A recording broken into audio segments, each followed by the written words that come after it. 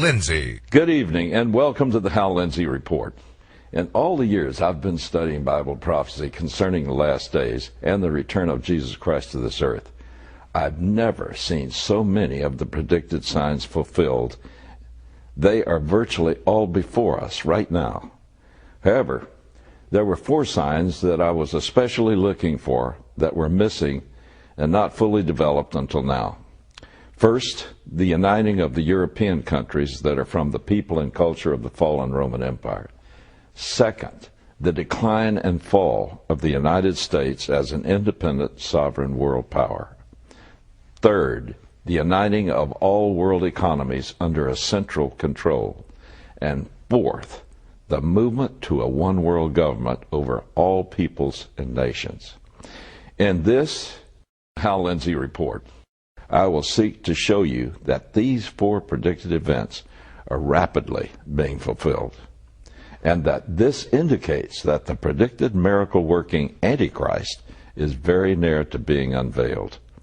These events are preparing the way for him to suddenly appear and take them to their ultimate fulfillment, his rule over the entire world. Remember, the Antichrist will be a charming, charismatic man with spellbinding speaking abilities. He will have a messianic aura about him that will convince the Christ-rejecting world that he is the one who will lead them into peace, prosperity, and the ultimate fulfillment of humanity's dreams. Here then, global government rising. One of the most stunning admissions I've heard from a politician in recent years was the one made recently by Secretary of State Hillary Clinton. When speaking at the European Union, she referred to the opportunities presented by the unfolding economic crisis. Never waste a good crisis. And when it comes to the economic crisis, don't waste it when it can have a very positive impact on climate change and energy security, and that's what we're trying to do. Management by crisis is a time-honored but seldom discussed method of government. It's seldom discussed because it entails the maximum use of fear in order to drive citizens to approve an unpopular agenda.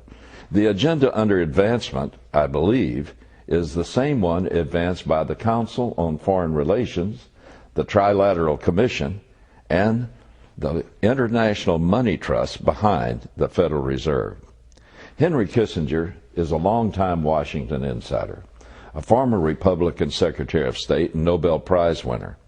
He is considered one of the nation's leading thinkers on foreign policy issues. Kissinger now works behind the scenes with the Council on Foreign Relations.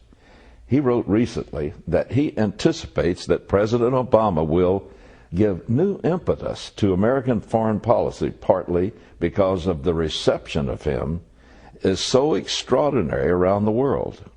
I think his task will be to develop an overall strategy for America in this period when really a new world order can be created. It's a great opportunity. It isn't just a crisis. When a liberal worldview, a sympathetic media, and global crisis come together in a perfect balance, a population, no matter how informed and how democratic, doesn't stand a chance against them. Such is our system as it exists today. Most of the mainstream media are sympathetic with, if not supportive of, the socialist agenda. Socialism is generally defined as the public or state ownership and administration of the means of production and distribution of goods and wealth. It also indicates a society characterized by equality for all individuals and includes an emphasis on an equal method of compensation for all. Ideally, a socialist society de-emphasizes industrialization and private ownership and emphasizes state-led economic planning. On the other side of the spectrum are the new fascists. Both philosophies emphasize the restraint of capitalism and free markets and the control of major corporations and financial institutions for the public good. They also depend on the subjugation of the individual to the state. In many ways, the two are so compatible that when you mix them just right, you end up with National Socialism, also known as Nazism. Under fascism and its emphasis on nationalism, the state is the supreme being. That's why fascist states have to abolish God. He's just too much competition. Under a fascist regime, private ownership of small business and farms is usually permitted, though the state may dictate the activities of the shop owner or decide what crops the farmer grows. But for a fascist government, state ownership of major corporations and financial institutions is a critical element. It must control the corporation to prevent the exploitation of the state or the working class by the greedy capitalists. Fascists need control of all elements of a society for the good of that society, so they say. In a perfect world, fascism would create a state where everything is dictated by the government for the good of the state and, therefore, its citizens. But in the real world, fascism breeds totalitarian dictatorship like that of Hitler, Mussolini, or Franco of Spain. Fascism takes root when that balance of worldview, media, and major crisis allows mass mind control through propaganda. Everyone might not necessarily want the change forced upon it by the crisis, but under the circumstances, it's irresistible. Does that sound familiar? Fascism and socialism are blending themselves into a new internationalism being advanced by the Council on Foreign Relations. The CFR is an organization that was founded in 1921 by some of the nation's most influential lawyers and bankers. It describes itself as an independent, nonpartisan membership organization, think tank, and publisher dedicated to helping its members better understand the world and the foreign policy choices facing the United States and other countries. Among its more than 4,000 members are some of the most powerful and influential people in America and the world. Put simply, their goal is to secretly devise a policy to advance their global agenda, then use their members' power and prestige to influence American foreign policy to those ends. I recall that in the 1970s, the CFR and its globalist agenda had fallen into such disfavor in the United States that it had to form a new front group to continue its work. Such was the Trilateral Commission, which was created for that purpose. Jimmy Carter and the man who later became National Security Advisor, Zbigniew Brzezinski, were instrumental in founding the Trilateral Commission. As a matter of fact, after Mr. Carter became president, his cabinet became known as the Trilateral Cabinet. But now we can see the impact of the liberal re-education programs that were deliberately introduced into our entire school systems in the 1960s. Most Americans under the age of 50 have been thoroughly indoctrinated with one-worldism thinking.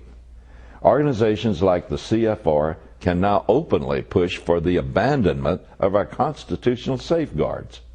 They can promote the idea of surrendering our national sovereignty to an elitist group of leaders that will protect us from the catastrophic dangers lurking in the world.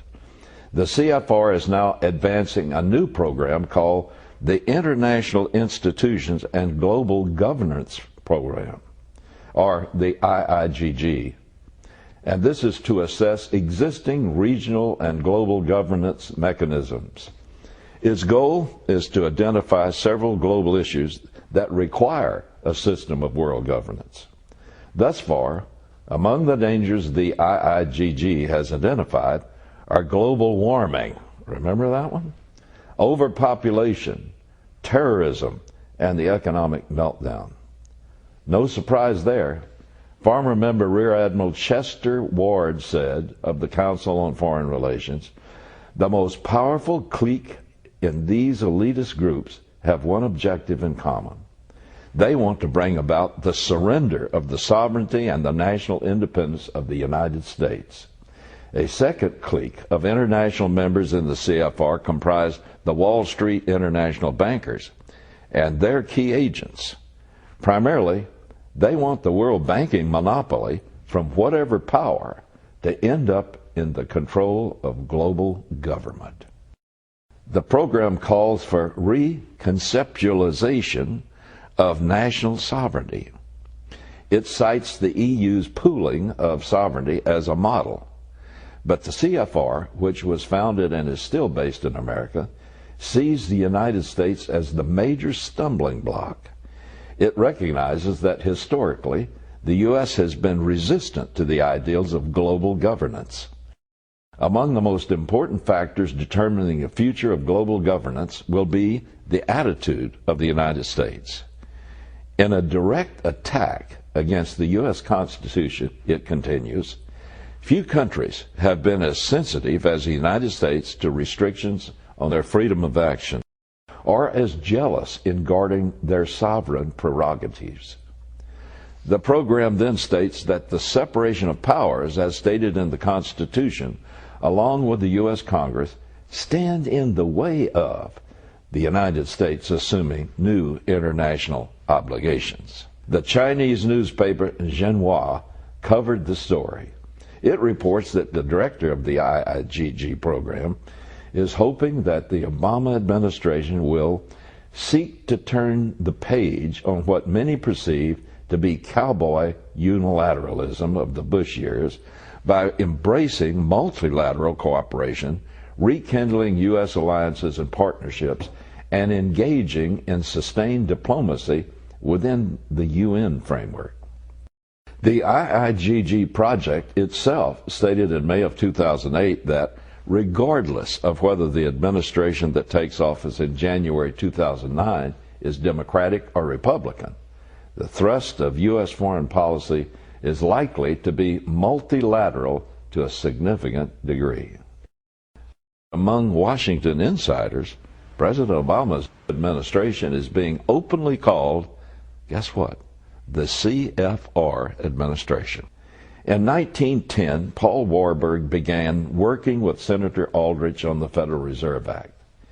It was yet another effort to create a central bank of issue in the United States. Even the name is ingeniously deceptive because the organization is not under the control of our federal government, and its reserves are not secured by anything of intrinsic value, just credits backed by fiat paper money from our Treasury. The act was put before the House of Representatives on December 23, 1913, when most of the members of the Congress were home for Christmas. It passed without a legal voting quorum present. It was signed into law in their absence by President Woodrow Wilson. The act placed the constitutional power of Congress to regulate the U.S. economy into the hands of mostly foreign private bankers. After the vote, Congressman Charles Lindbergh told Congress, "This act establishes the most gigantic trust on earth.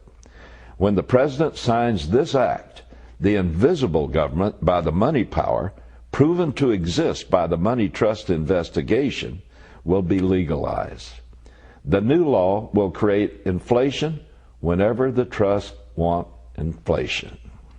It's not surprising that the first governor of the Fed was Paul Warburg, who was by then a naturalized U.S. citizen. Folks, we've just completed a major overhaul of our website, hallindsey.com, in order to bring you more convenient news and perspective than ever before. Here, let me show you what I mean. You'll find continuously updated news feeds that cover a wide range of top domestic and international stories. You can also watch current and previous editions of the Hal Lindsey Report on demand 24 hours a day. It's ready when you are.